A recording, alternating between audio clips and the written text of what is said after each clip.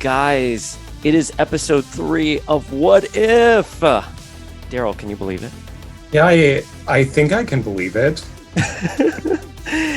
I can't believe that they basically murdered all of the first 3 phases of the core superheroes in one episode, but here we are discussing it. And to discuss it, we brought everyone's favorite cosplayer, Nerd Alert. What's up? I'm actually an evil variant of Nerd Alert, so may not be my exact self today. Let's see what happens. Yeah, this episode was wild. I didn't know what to expect going into it. First of all, I thought this was originally called What If Natasha Killed Iron Man? So I was not expecting this at all. It was a great little murder mystery. I thought I was like on the edge of my seat there. Yeah, they did a really good job building everything up so that you didn't get all the answers, but you sort of knew what was going to happen. When you saw each new superhero, you're like, oh, are they going to die? My big question was like, I watched the timer of the show and they spent time killing everyone. And about more than halfway through, I was like, are they going to show us what happens in the vacuum of the world without Avengers? Like, when are we going to get to that? That actually would have been a whole interesting episode. They got to it in the last 10 minutes or so, but that's what I was more curious about. What happens when there is no Avengers and something comes to Earth? So are they, I guess at this point, they are assembling some of the heroes from all these different multiverses. So I guess we're getting Loki and Nick Fury, who will assemble. What do you guys think? Kind of this badass, competent King Loki. I really liked him, by the way. What did they call him? Like, who's this goth kid? He finally using his magic and his wits and his like awesome new ice box. Good stuff there. But I think he might be the one to join. I don't know, because we already have a Nick Fury in our assembly post credits. Oh, you're right. In Captain Carter, we already have a variant of Nick Fury there. You're absolutely right. There wasn't like a new person introduced this time. That's the thing. Wondering who they're going to pepper in. I mean, we obviously see Captain Marvel. She pops in at the very end when he's trying to thaw out Steve Rogers. Mm-hmm. I want to see how it's all going to be drawn together and how some sort of team is going to be assembled, because we know it's going to come, and that'd be a natural storyline for season 2, is all these people from all of these time streams coming together and battling other things in other time streams. Mm-hmm. Well, I thought that's going to be the Steve Rogers that wakes up and goes to meet Captain Carter. That's sort of what I inferred from that scene. I liked Loki a lot. To piggyback off of what you were saying, Nerd Alert, I really enjoyed seeing him as sort of a competent leader who cared about his brother, who was going to invade, Earth Game of Thrones style. None of this like rogue shit. He like literally brought an army. I thought it was so great. I was thrown off at the end, of course, when Nick Fury was like doing all those moves. I was like, wow. I didn't see it being Loki. It really pulled a fast one on me. I thought it was life model decoy at first. So Same. Like super strong. Then I was like, well, of course, Nick Fury has all the best tech in the world. These are all just like tech that he's gathered and developed from S.H.I.E.L.D. And then I was like, wait, this is even like too much for him. So that was a pretty good swerve. Yeah, when he like flew up and then he froze Yellow Jacket, Hank Pym, I was like, what? That's odd. And that's where it kind of clicked that it was Loki. Was anyone else getting triggered by the Hope? I just kept thinking of Hope Summers. Yes. Like, yes. This is a long story, but that name triggers good memories for me. I did not. The second he said Hope, well, my husband thought he said Hulk. And, that kind of made sense given that that Dr. Ross was there too. So I was like, oh, they're going to do something with her, like finally give her dues. But no, I heard Hope. And then when I was finally Hope, I was like, oh, fuck Wasp. Wasp is responsible for the universe going to hell yet again. Yeah. Yeah. Like, when does this bitch not fuck up a reality? But to be fair, Hank Pym being a terrible person, not a surprise. Oh. That's his natural evolution, I'm sure. The misogynistic, problematic hero that he is. I also couldn't remember who Hope and Janet were. I couldn't remember who was the mom and who was the daughter. And I was like, I also thought that they were revealing that oh geez, call me out here. Is Is it Michelle Pfeiffer? Yeah, Michelle Pfeiffer was the villain. And I was like, I want to see evil old Michelle Pfeiffer come back from that. It wasn't that. Michelle Pfeiffer, Jan is the only one we'll accept. Yes, sure. Exactly. That's the only one. I'm in my head. I'm so sorry. It's such a. I keep picturing Michelle Pfeiffer lost in that multiverse, and also Nicole Kidman in the middle of the earth in that like bone skeleton armor from Aquaman. Why is that the same person to me? And like the post-apocalyptic like armor stuff going on. I don't know. Yeah, I want to see that team up. I really want to see Michelle Pfeiffer come back in a significant way. Again, as Daryl was saying, she is the only version of Wasp I will ever accept. Not that bitch in the comic books who like fucked the mutants and then Wanda has to stand on trial for it. Oh my God. Sorry. Although to be fair, Janet, when she was with West Coast Avengers and She-Hulk were like trading notes on the hottest guys, that's a good version of comic Jan. But I think she just slips a little too far into the margs. And that's when trouble starts with Wanda. Oh. Speaking of sharing notes on hot men, how much are we feeling Coulson's little boy crush on everyone? Just smelling Hulk's hair, making his lavender after Captain America. I was feeling it like. Oh my God. His password being hashtag Steve sees Steve. I love Steve. Like, I mean, same girl, same.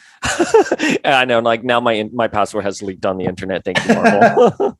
By the way, so I was contacted by someone who said that you, Dayspring, are a snack. Oh, so you might be a password on this person's list too. Oh my God! Hashtag cheeky tendies right there. Yeah. I really. This episode I thought leaned into what made the MCU special. I don't know how I feel about it in general, though. I think it is my least favorite out of the three, only because I think they wanted to be a murder mystery, and that was fine. I think it was a little too rushed, like Jason was saying. Like, I saw the counter. I was like, how are they going to wrap this episode? Is it going to be someone completely left field? Because I've ranted about this with Trial of Magneto. I like a murder mystery. I like a good Agatha Christie, plot the seeds. I thought it was going to be Natasha. I thought it was going to be Nick Fury. I thought it was going to be someone we had already seen in there. And I didn't notice Michael Douglas's name in the credits. If it's there, it's there, but I didn't notice it. It was not until the end.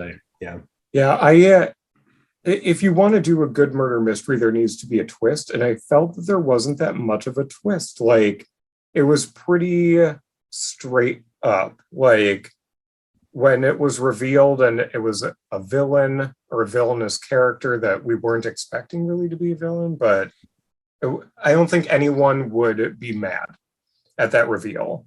They wouldn't feel betrayed at that reveal. And I was looking for something along those lines, especially when you have so many high-profile characters involved in the mystery.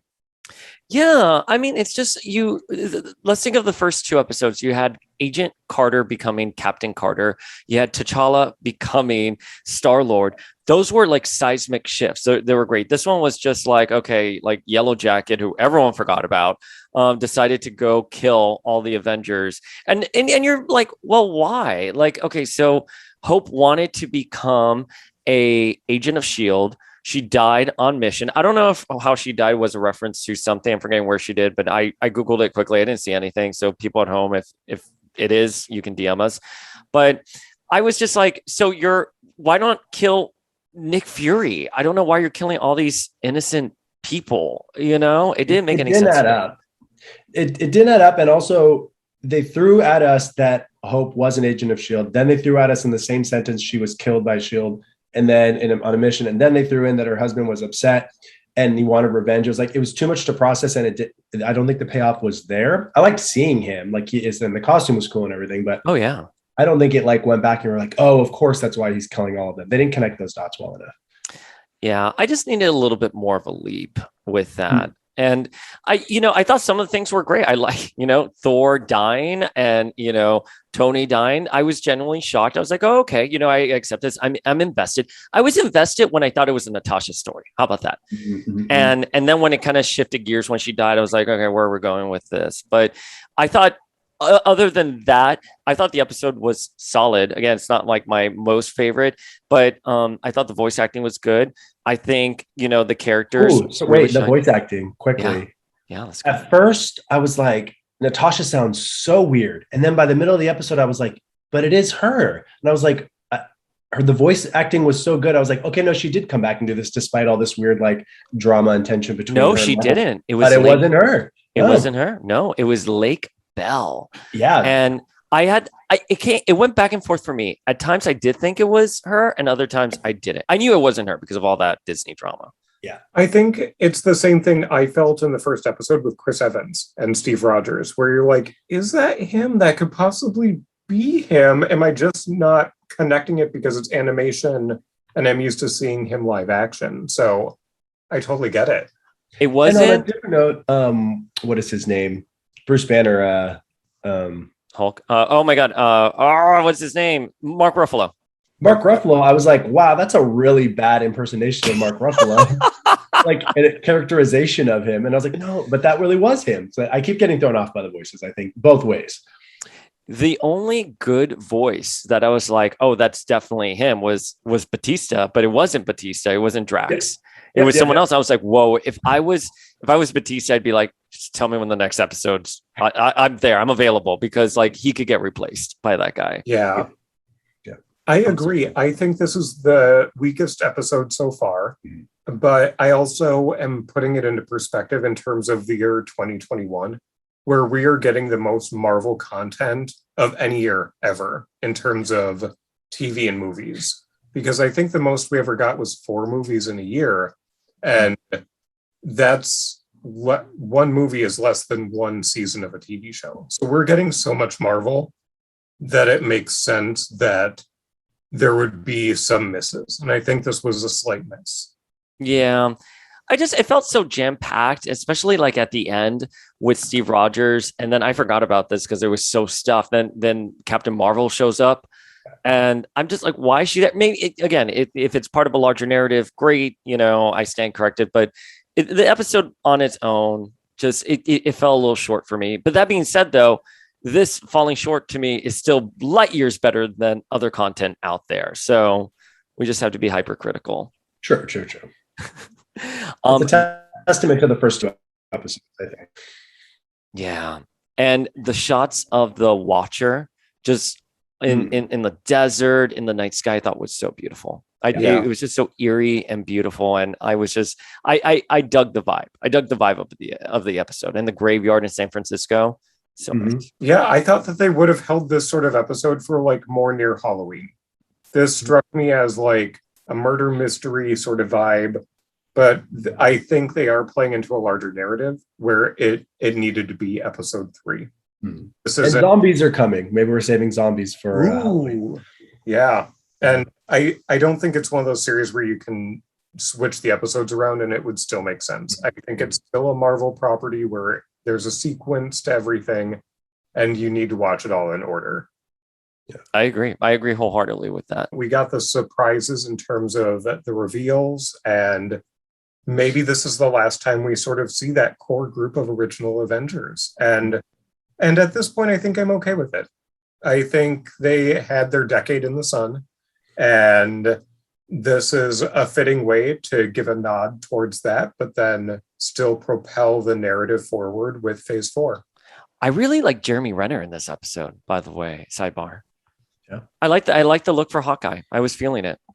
Yeah. He kind of looked less like Jeremy Renner and more like Jensen Ackles, who was, of course, rumored to be, who was offered the role, allegedly. Someone said the same thing about Star-Lord the other day, that he looked like a lot of other actors except who he was supposed to be. Chris Pratt. Everyone but Chris Pratt. Yeah.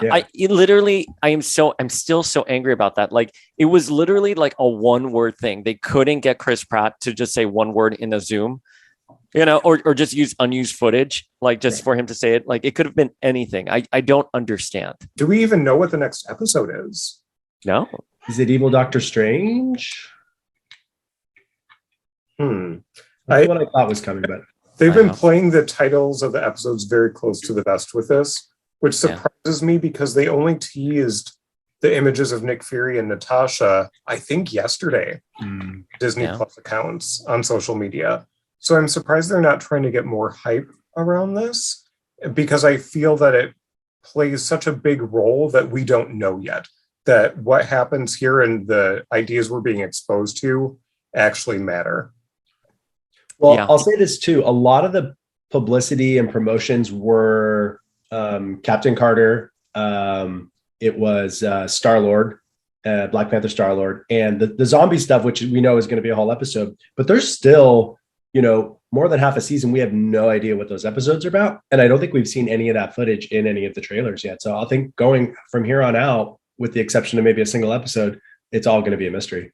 Yeah. And I'm trying to think of the action figure wave that they announced. And I think all of the figures are from those 3 episodes that you mentioned. I cannot think of a character that is not from... Oh, Zombie Cap was a figure. Yeah. Zombie Cap, and then Doctor Strange in all black. Oh, and we have Spider-Man. But I think the Spider-Man one is he is Zombie Hunter Spider-Man. Okay. Oh, interesting. I didn't know that. That's the name on the package. That's not a spoiler. Okay. What that figure was called. Yeah, and I'm looking at the character posters here, or like the general posters. Captain Carter, the ones that stand out are Captain Carter, Hydra Stomper, Star-Lord, Ultron, Gamora, who we haven't seen yet, Zombie Hunter, Spider-Man, which I love that name, and then Black Widow. Those are like the ones that really stand out. Okay. So let's see. Well, I'm curious to see, and it looks like Gamora is like the Thanos-ish figure in this story universe. Interesting. Very cool. Let's see, because she's holding the sword. All right, guys. Well, that's our recap for What If. Jason, where can folks connect with you? I am most active at Nerd Alert Cosplay on Instagram, or if you want to follow my personal account, it's Not Just a Nerd, also on Instagram. You're more than just a nerd. You're a very special guest star.